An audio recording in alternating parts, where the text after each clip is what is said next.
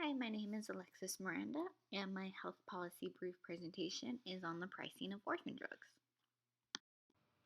I wanted to start by giving a brief overview of orphan drugs and kind of how they came about. So, orphan drugs are pharmaceutical products designed to treat rare diseases and/or disorders. The Orphan Drug Act of 1983 was driven by a concern that pharmaceutical companies would not develop drugs that would only be beneficial to a small population. And so in order to, kind of drive pharmaceutical companies in this direction, they gave many incentives that would kind of promote this. And so some of these incentives included tax credits, research grants, exclusive periods within the market, and also easier approval when it comes to the FDA.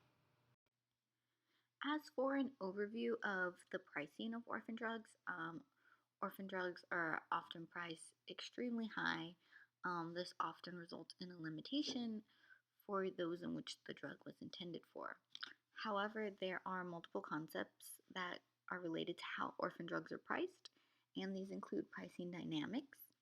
Among pricing dynamics is that the pricing of the drug is not linked to the severity of the disease, but to the potential number of patients. And since rare diseases often have low numbers of potential patients, this results in orphan drugs being priced higher than non orphan drugs. Additionally, if an orphan drug can be used for broader use, such as arthritis, then the pricing is based on the broad use versus the specific use. Additionally, drugs used to treat rare diseases often have extremely high prices because they need to combat the expenses of the drug development and the drug research. Another concept that goes into how orphan drugs are priced is the market exclusivity. And so, orphan drugs are granted a 7-year market exclusive market period in which the FDA prohibits the approval of any other competing drugs. So, this kind of gives the pharmaceutical company or whoever developed the drug a chance to kind of gain back some of their funds from the drug development and the drug research. As for orphan drug prices versus non orphan drug prices, a lot more money is spent into clinical costs for non orphan drugs versus orphan drugs. However, the average cost per patient per year for orphan drugs is almost 5 times that of the average cost per patient per year for non orphan drugs. And so, this difference between the pricing of orphan drugs and non orphan drugs can be explained when the differences in the funding of research trials. Because orphan drugs are designed to treat rare diseases, they often rely on various sources of funding, whereas non orphan drugs rely on large industry funding. Additionally, another factor that goes into that is the pricing dynamics that I've mentioned before.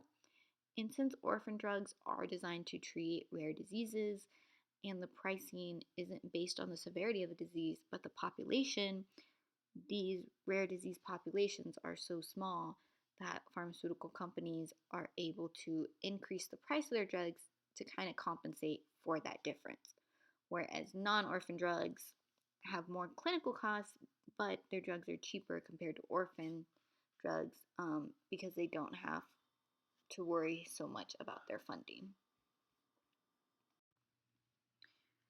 So, some of the advantages and disadvantages I put together for orphan drugs and their pricings are as follows. So, some advantages were patient empowerment, treatment of rare diseases, and the companies who develop these drugs are often compensated for their efforts. They're granted that exclusive period within the market, and then they're also able to develop new drugs based upon their research. Some disadvantages were this limits the patients that the drugs were specifically designed for, specifically financially. And additionally, there's no regulation of orphan drug pricing. It's kind of just up to the pharmaceutical companies and what they believe they deserve to be compensated for. So, how does the pricing of orphan drugs affect healthcare delivery, financing, quality, or accessibility? Well, first off, orphan drugs allows patients with rare diseases to have options for treatment. It kind of gives them that patient empowerment that I talked about as an advantage. It also requires patients and insurance companies to spend more money on drugs. Um, But orphan drugs are not the cause behind the rising healthcare costs because individuals who use orphan drugs is so low based upon the entire population, the entire patient population, that they really aren't making a dent in healthcare costs. And then finally, accessibility to orphan drugs is just limited by finances. So, those who support the Orphan Drug Act of 1983 included the National Organization for Rare Disease, and they played a major role in establishing this act. Additionally, the Food and Drug Administration, they helped just establish the safety of various drugs, so they play an important role in this act. Additionally, pharmaceutical companies and persons with these rare diseases would be in support of this act and orphan drugs in general. Those that oppose this policy would include the payer of the orphan drugs. I wouldn't say that they necessarily oppose the Orphan Drug Act, but the pricing of the orphan drugs, just because oftentimes these drugs are priced extremely high. So, some policies required to reduce the prices of orphan drugs include that orphan drugs should be priced on cost effectiveness, not on reimbursement or compensation prices from the pharmaceutical companies. Additionally, these orphan drug manufacturers should offer a discounted price to Medicaid and Medicare patients alike, but they should not increase patients who do not have these insurances prices of drugs either. I also believe that they should allow for research of other drugs with similar outcomes to be conducted within that exclusive period within the market, just because if you increase the market with other drugs with a similar outcome, you increase the competition, and therefore this will lower the prices. Also, if they are going to get rid of this exclusive period within the market, you need to provide other incentives to the pharmaceutical companies.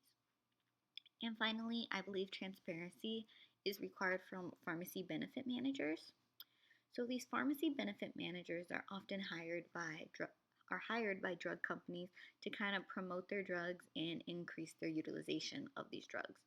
However, these managers are not obligated to disclose any of the pricing of these drugs with their clients or patients. And I believe they should, just because these patients should know how much they're going to be expected to pay for these drugs. Additionally, the government agency that oversees this would be the Department of Health and Human Services, within that, the FDA, and within the FDA, the Office of Orphan Products Development. So, finally, my personal opinion on the pricing of orphan drugs is I believe that the Orphan Drug Act has been extremely effective and beneficial to numerous individuals. However, I do think the pricing should be evaluated.